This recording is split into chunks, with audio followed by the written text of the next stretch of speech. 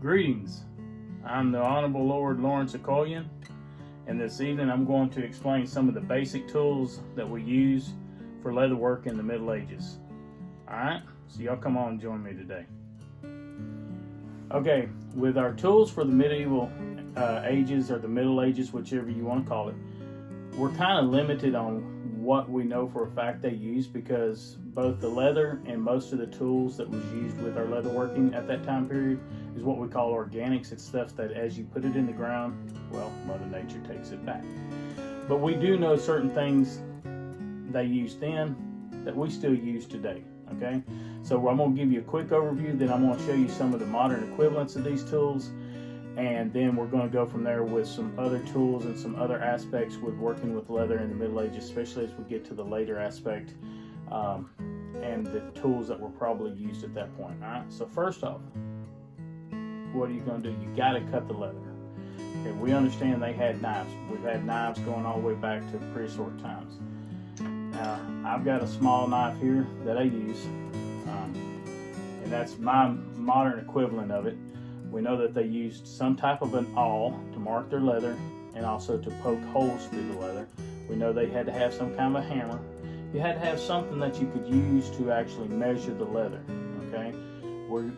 Modern days we're talking about rulers and stuff, but back then you could have used a multitude of different small tools to make marks so that you always kept the exact same distance every time, okay?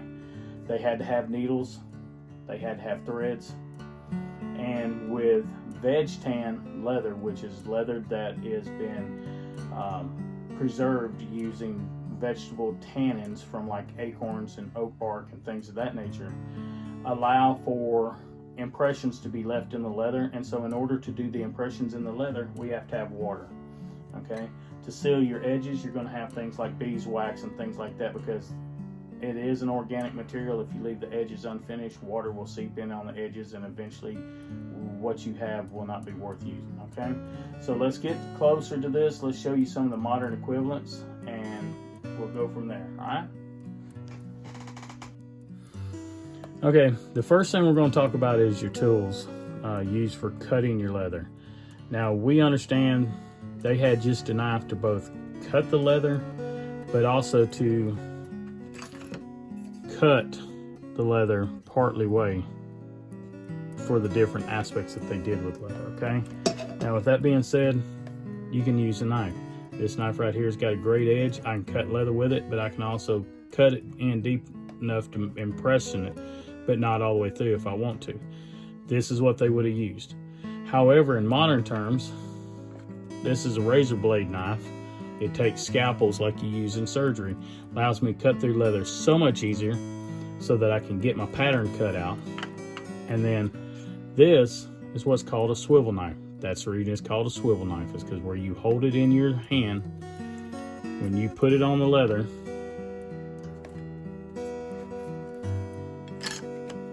what you can do is you can do like this and make your marks. Now, if I was to try to do that on this leather right now, you see it's not hardly making a mark in the leather. Why?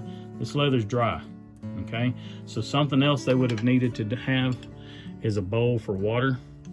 Now, my modern equivalent for working purposes is a spray gun.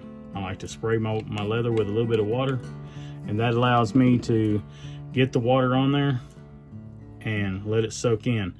This is veg tan leather. You can tell it is. Notice how quickly the water is soaking in, and notice how it's changing color. But if you'll notice, okay, it's still cool to the touch. If you notice, when I put this knife on here, okay, the knife's perpendicular to the leather. When I pull, notice the angle and notice the depth. Now, I'm not cutting all the way through. What this knife is allowing us to do is to cut through the top aspect of the leather into the grain down in there, okay? So that if I wanted to come back and make impressions with that, it would. But also, if you notice that first cut I made, if you can get in a little closer, if you notice that first cut I made, when I put a little water on it, notice how it's already closing up. The reason is because it is an organic. When it gets wet, it's going to swell. So we're actually trying to swell it before we cut it to get the impression that we need. But that is a modern equivalent right there. That's a swivel knife. Like I said, the only reason it's called that is because the way the top does. Now, to make holes in the leather, they would have had different type of implements to not only make holes, but also to scratch the leather so that they knew this is their design, okay? Or if you're wanting to put a hole through it, to put a hole through it, okay? And different awls will make different size punches. Now, I'm doing this quickly for the video. Normally this takes a while, and I tried to do it where I don't poke myself. So if you see blood squirt out, please excuse me, but see how big that hole is? And if you take this one, it's kind of a diamond shaped blade that I made for it. When you put it on the leather and you go down to do it, it went in quicker. And that diamond, when you sew it up and it dries up, that diamond will actually self-heal itself, hold the thread much better. So that's the two things that they would have used back then. This is a modern day scratch awl. They also make them now where handles where you can actually change out the different tips so that you can have the different sizes that you need, okay? They would have had some kind of tool just to mark on the leather. Now this is a modern modeling spoon with a tip. This is so that when I put it on here, if I'm drawing over a design, I can draw that design. Let's just do a basic snake looking design here, okay? So if I did that, it's an impression in the leather so that I can come back with my swivel knife. Hold on for a second. Okay, now that I have my eyes on, sorry I didn't have my glasses around my neck. Now what this does is this allows me to follow my design that I had already done, okay?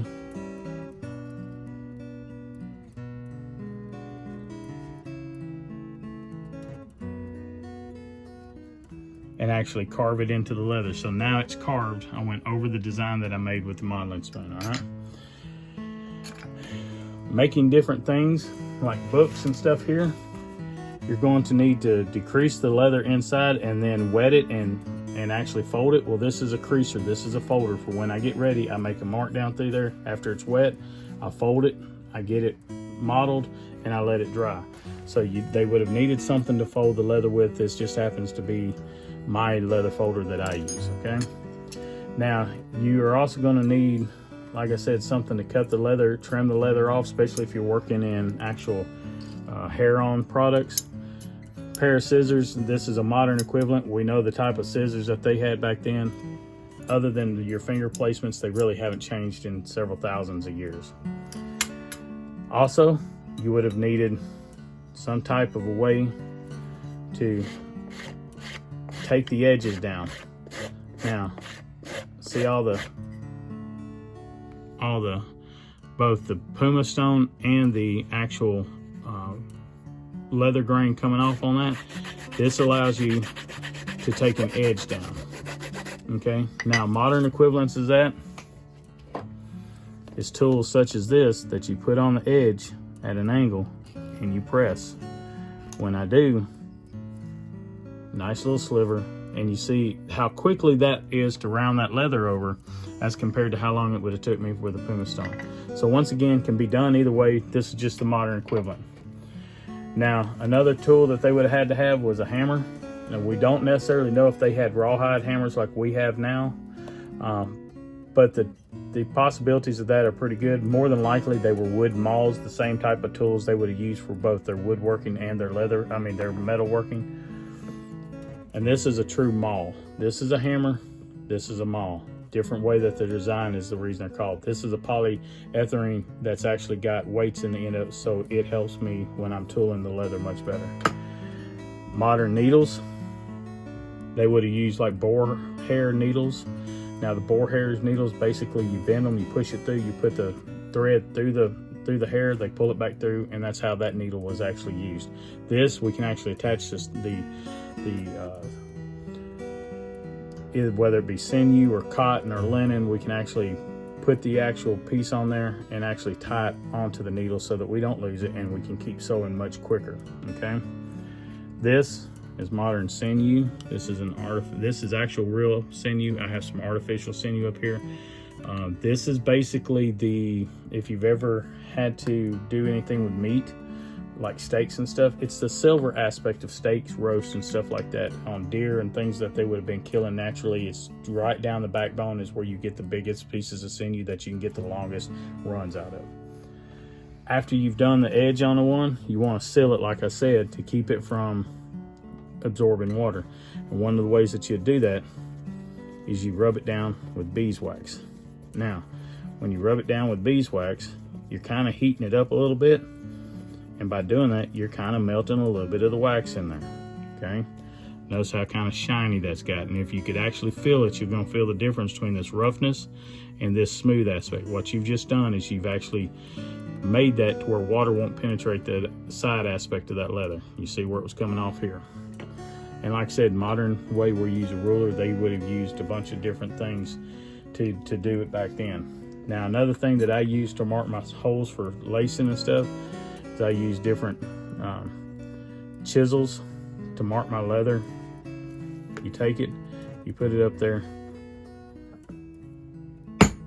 you mark it, and now that allows you to come back with your awl and poke all the way through, okay?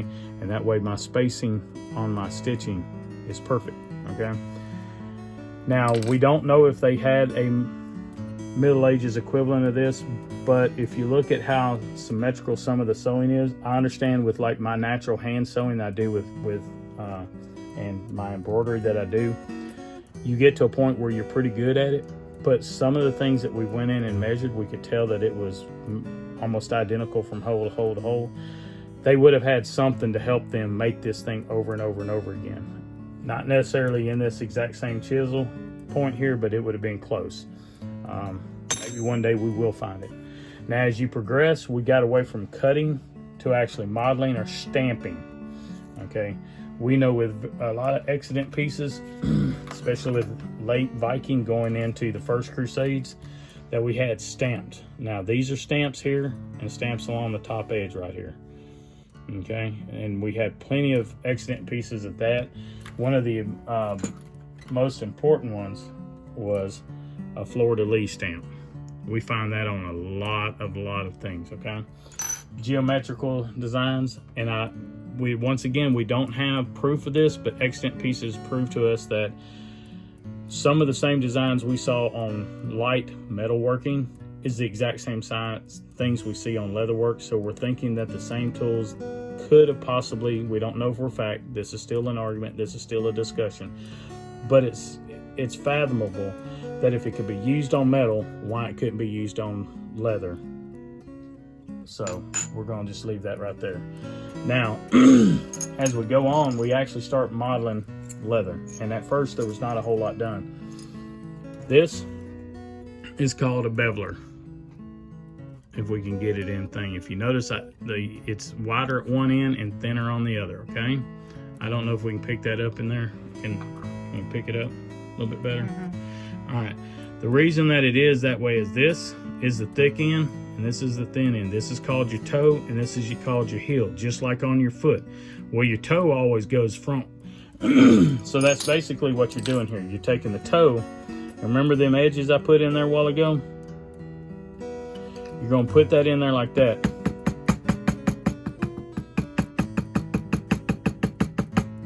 Now, do you see how it made that leather go deep next to the cut and then it slowly, gradually comes back up? That's what gives it a depth look, okay? This right here is a modern equivalent. There's multiple sizes. You can get big like this, or you can get as small as this for getting in real tight places. They're both designed the same identical way. Only difference is the width on it, on how much it covers. Now, another thing that we know that they did on a bunch of excellent pieces is backgrounding. It's real hard to see in this, so I'm gonna just do it on here to show you.